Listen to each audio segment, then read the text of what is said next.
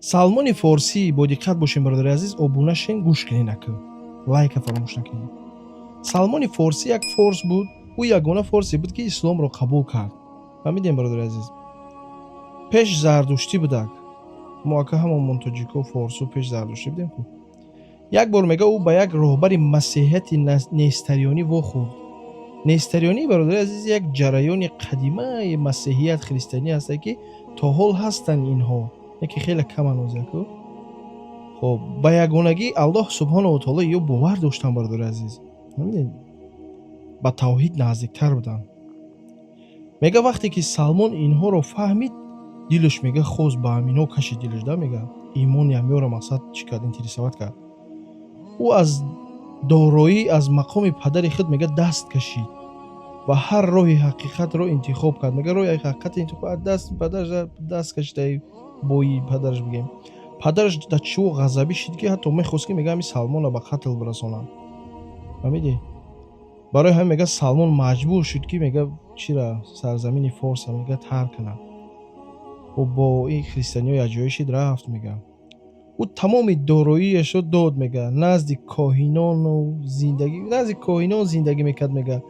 از یک استاد به استاد دیگر میرفت. بعضیشون خوب بودن، بعضیشون میگه بیزه بودن، حتی میگه فسادکار هم بودن. لیکن ایمان سلمان شکسته نشد میگه. او همیشه خود رو میجوست. چه میگفت؟ با قوت به ایمانش. هر باری که او یک استادش از دنیا میگذشت، او به نزد دیگه استادش میرفت. همین طور میگه سالها سفر میکرد، میگه میگشت، میگه شهر به شهر، میگه که تا سرزمین عربستان رسید. استاد آخرش میگه با او گفت من دیگر کسی رو نمیشناسم. گفت من دیگه هیچ کس نمیشناسم. لیکن تو در گفت دیگه چی توصیه میتونم. همین یک زمانی هست که تو در همون زمان زندگی داری. پیامبر میویا که ایرا میگه ما را پیامبر عیسی علیه السلام خبر دادگی بود و با ما سه نشانش گفتگی بود. همین را میگم تا بچه‌م گفت بکوهن پیامبر.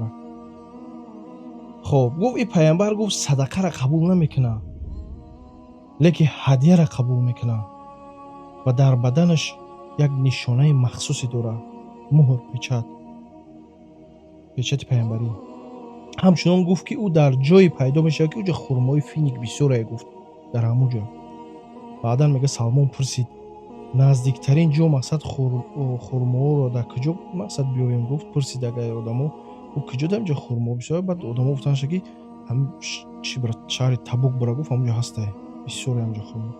میگه سلمان همه چیزش رو میگه فروخت، میگه همه چیزش فروخت، میگه با یک قبیله عرب پول داد میگه که او رو با تبوک بیارن. میگه ولی میگه هنگامی که از قلمروی روم میگه گذشتن، میگه او رو دست پوش رو بستن، میگه با یک غلامش کردن، غلامی دا فروختنش، خلاصه فروختنش. اما قضای الله بوده است ده. میگه خریدارش یک یهودی یسری برآمد، او رو با یسری بردند. سلمان غلام شد، کار میکرد، لیکن ایمانش قوی بود، ایمانی سخت داشت ماشاءالله. وقتی که خرماهای یسریب رو دید دلش گفت انا پیامبر انا میجای هم دیخید کرد بگیم ده. بعدر میگه وقتی که میگه پیامبر صلی الله علیه و سلام به یسریب میگه اومدک، سلمان خواست او رو بسنجد. میگه کمی خرما آورده و گفت این صدقه از داد پیامبر مونده. پیامبر صلی الله علیه و سلام به مردم گفت بخوره، گفت ولی خودش نخورد. میگه سلمان گفت این یکم نشونش یافتم. بعد از چند روز میگه بو خرما آورده گفت این هدیه است. این دفعه پیامبر صلی الله علیه و سلام میگه خودشم خورد و صحابه هم خوردن. میگه سلمان گفت این نشانه دیگه میشه، اکنون نشانه سیوم شه میگه میکنیم. میگه یه روز میگه در قبرستان بود و کورتش کمی میگه پیامبر صلی الله علیه و سلام لباس میگه کمتر بالا شید و میگه سلمان هم مهر پیچت میگه دید و خودش در بالای پیامبر پرت افت، او را بوسید و گریه کرد. گفت تو حقیقت هستی، تو حق هستی، تو پیامبر هستی. پیامبر صلی الله علیه و سلام از او پرسید تو کیستی؟ گفت سلمان میگه تمام قصهش، تمام یمی چیزاش نقل کرد، اومدنش چخی اومد به نزد پیامبر ده همون امیر نقل کرد. پیامبر صلی الله علیه و سلام گفت ایرا گفت با دیگه مردم بگو، گفت نقل کرد. بعدا میگه گفت نه پیامبر ما گفت که چی مثلا چی که وای که ده غلامیده بود که سلمان مثلا چانس میگه وای که بیسال بخریم تا وای کنیم بگیریم تا دستی آزادت کنیم ده.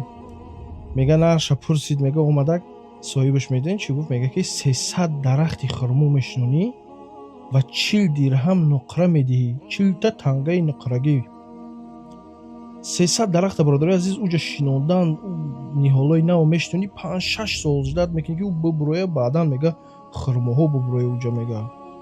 Иҷа мега пайғамбар саллаллоҳу алайҳи ва саллам чӣ кард мега? Пайғамбар саллаллоҳу алайҳи ва саллам ана ин бисёр сахт буда, вале пайғамбар саллаллоҳу алайҳи ва саллам мардумро ҷамъ карду ҳама ниҳол овардан. Масалан збор бигем карда Салмонда. Пайғамбар саллаллоҳу алайҳи ва саллам ира ҳар кас намекард. Единственный мисол редкий случай буда ки мисол Салмони Форс замихе збор кард бигем ва ҷамъ кард, пул ҷамъ кард, дарахт ҷамъ кард бигему сумба. Мега ҳамин ниҳол, ҳама ниҳол оварду мега Салмон мега чуқурӣ мекофт мега. Худи пайғамбар саллаллоҳу алайҳи ва саллам мега бо дастонаш 300 дарахта шинонд ва баракати дуош мега зуд ба ҳосил даромаданд. Мега пайғамбар саллаллоҳу алайҳи ва саллам худаш ҳамин дарахтҳоро шинонду дуо кард. Мобайни 3-4 рӯза 5 рӯза мега як чизош буда. Мега дарахтҳо тез калон шиданду ниҳол бурад шуда Салмон озод шавад бар ҳамин хотир. Пас мега як марди дига мега тилло овард. Пайғамбар саллаллоҳу алайҳи ва саллам онро ба Салмон доду. Вақте ки соҳибаш мега тиллоро баркашид ба вазни 40 дирҳам баромад мега. Вақте ки соҳибаш тилло овард, тилло охи майда буд, вазнашам паст буд. Пайғамбар саллаллоҳу алайҳи ва саллам ӯро гирифт, дар даҳаш монд. Чизе вай кард ки хулоса вазбин шид, хулоса бурд. Ӯ вақте ки тарозуда ки гузошт соҳибаш 40 дирҳам қати баробар шид. Мега халос ту озодӣ гуфтак Салмона. Баъдтар мега дар ҷанги Хандак мега саҳобаҳо баҳс мекарданд. Салмон аз муҳоҷирон аст. Бо ӯ дигарош мегуфтанд, саҳоба мегӯянд не, аз ансор аст мега. Баъдан пайғамбар саллаллоҳу алайҳи ва саллам чӣ гуфт?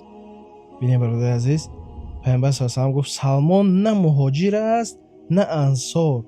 Салмон аз аҳлу байти ман аст гуфт. бародари азиз огоҳ бошем, пайғамбар саллаллоҳу алайҳи ва саллам ҳар каса намегуфт аз аҳлу байти ман аст. иҷа Салмона ин гуна гуфтагиай. Мега баъд аз вафоти Расули Акрам саллаллоҳу алайҳи ва саллам Салмон дар ҷангҳо иштирок кард мега. Ҳатто мега зидди қавми худаш мега ӯ чин мега зидди қавми форсо қати зада буданд, мисол Арабистон арабо пайғамбар мо саҳоба мега форсо қати мега ҷанг кард мега зидди давлати худаш мега. ӯ фармондеҳ шуд мега. Форса мега фатҳ кардан, гирифтанд, давлати Форса заданд, буриданд мега. Форс шикаст хӯрд ва ӯ ба ватани худаш мега баргашт мега, на ҳамчунон ғулом, балки ҳамчун ҳоким. Ҳамчун ҳоким бинем бародари азиз. Лекин бо вуҷуди ин ӯ дар қаср зиндагӣ намекард. ҳамин қадар бигем ҳоким буд, чӣ буд? Бисёр сода буда Салмони Форс. Мега таи дарахтҳо хоб мекард мега. фаҳмидӣ? ин аз Салмони Форс, касе ки ҳама чизро тарк кард, вале Аллоҳ ба ӯ ҳам дин дод, ҳам дунё дод. бародари азиз, фаҳмиден? ин Салмони Форс шумо ҷи гӯш кардин қиссаша мисол чӣ гуна буд. Ҳатто мега як рӯз мега пайғамбар саллаллоҳу алайҳи ва саллам дар китфуш мега қапидашу зад, гуфт Салмон гуфт аз қавми ту, аз пушти ту бисёр гуфт олимои бақуввате меояд, гуфт ана ҳатто ситораи Сураё аз ҳама ситораи дуртаринае дар осмон, гуфт ҳатто ситораи Сураё ҳамин қадар илм агар дур боша, гуфт ана пушти ту қавми ту ҳамин илмро пеш меора, мегира, гуфт аз худаш мекуна. Дар асл бародари азиз, ина як чашина имом Бухорӣ ки баъди Қуръон миста китобаш ки Бухоро буд, тоҷик буд.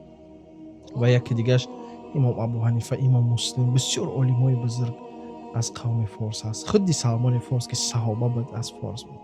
ҳатто бинем бародари азиз, зери дарахт хоб мерафтак Салмони Форс. Қаср дошт, дар қасрош зиндагӣ намекард. Зери дарахт хоб мекардак. Мардум гуфтанд чӣ ба охи дар зери дарахт хоб мекунӣ? Як марде мега пайдо шуд, гуфт биё ман як хонат месозам, гуфт дар хонат зиндагӣ ки як хона. Мега ин мард гуфтакаш, баъд Салмон пурсид, гуфт чӣ хеле хонае? ин мард ҷавоби зурш дод, гуфт хонае ҳастае, гуфт ки месозумаш, мехези, гуфт сара дар паталок мезана, гуфт лингот, гуфт дороз мекунӣ, дар полни дороз кард наметавонӣ дар лингот да хона хораи хушу. хулосам як хонаи хушуш кардан. Мега хушуам не, бична як хонааш сохт. Мега баъдан мега ба ҳамин дар ҳам хона зиндагӣ кард мега Салмони Форс. ҳатто мега як рӯз мега як марде мега ба як штурш мега ба вақте ки мега ҳамин қаср ки омад мега дуромад мега ба ҳамин Форс рума мега давлати Форс мега омад дуромад, борш бисёр вазби гуфт ки маро ёрдам мекунад, мега Салмони Форс мега дидашу мега пуштора кард, мега борша мега гирифт бурду. Мардум дидам гуфтанд ҳайрон шуданд. ин мард гуфт чӣ кор мекунӣ? Гуфт як ҳокима, гуфт ҳамин подшоҳи ҳамин давлати форсай.